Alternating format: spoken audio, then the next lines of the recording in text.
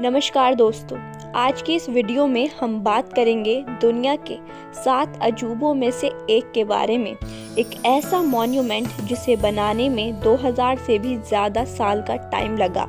ये है the great wall of China, humans के द्वारा बनाई गई सबसे विशाल और सबसे लंबी संरचना। फाउंडेशन 7th सेंचुरी BC में की गई, जब तक चाइना एक यूनिफाइड नेशन नहीं था। तब चू, की और यान जैसे स्टेट्स अपनी सुरक्षा के लिए छोटी छोटी वॉल्स बना रहे थे। Great wall of China 21,000 kilometre से भी लंबी है, लेकिन ग्रेट वॉल ऑफ चाइना का निर्माण किसी एक राजा या एक साम्राज्य ने नहीं करवाया।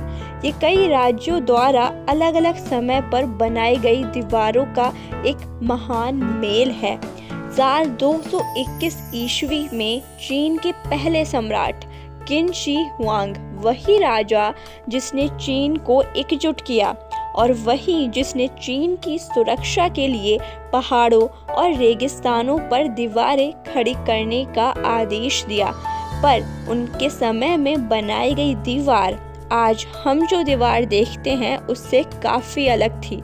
वो मिट्टी और पत्थरों से बनी थी, मजबूत नहीं थी। किन एम्पायर ने 3 लाख से ज़्यादा वर्कर्स डिप्लॉय किए, सोल्जर्स, फार्मर्स, स्लेव्स, जिन्हें माउंटेन्स और डेजर्ट के बीच भेज दिया गया।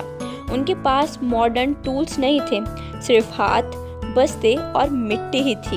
एक कहावत है, great wall is the longest symmetry in the world, क्योंकि एस्टिमेट है कि 4 लाख से 10 लाख तक लोग इस कंस्ट्रक्शन में मारे गए थे। लेकिन ये किन का बनाया हुआ वॉल ज़्यादा समय तक भी टिक नहीं पाया, लेकिन हाँ, उनकी लेगेसी रह गई। इसके बाद हान डायनेस्टी ने ग्रेट वॉल का दूसरा चैप्टर लिखा। ये वो एरा था जब सिल्क रोड खुल रही थी। चाइना और वेस्ट के बीच पहली बार ट्रेड चल पड़ा।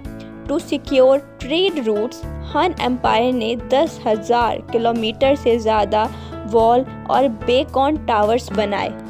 इन टावर की मदद से धुआं, आग, ढोल, झंडे और रात में लाल रोशनी के संकेत भेजे जाते थे। ऐसा कहा जाता है कि एक संदेश 500 किलोमीटर दूर तक कुछ ही घंटों में पहुंच जाता था।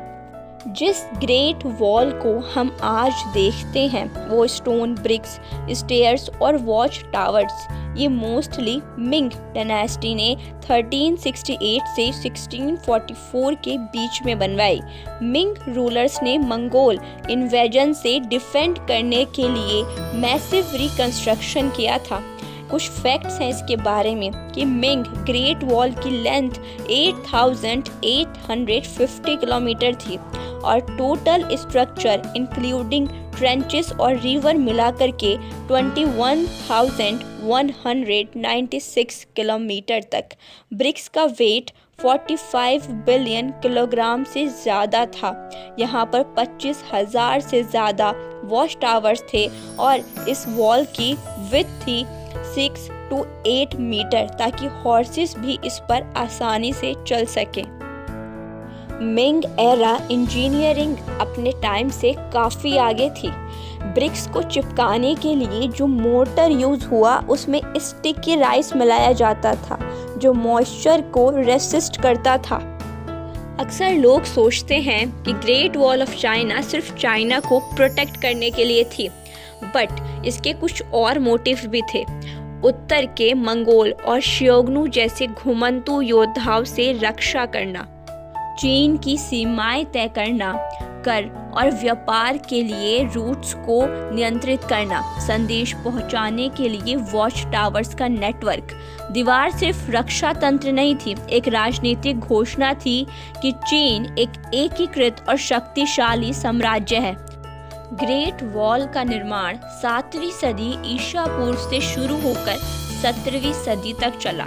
इसे बनाने में कुछ राजवंश शामिल थे। किन वंश ने इसका शुरुआती निर्माण कराया, हान वंश ने पश्चिम की ओर विस्तार किया, उत्तरी वेई वंश ने इसकी मरम्मत और विस्तार किया और एंड में मिंग वंश ने आधुनिक ईंटों वाली मजबूत दीवार बनाई। वो दीवार जिसे हम आज देखते हैं। ईयर 1987 में ग्रेट वॉल ऑफ चाइना को यूनेस्को वर्ल्ड हेरिटेज साइट्स घोषित कर दिया गया।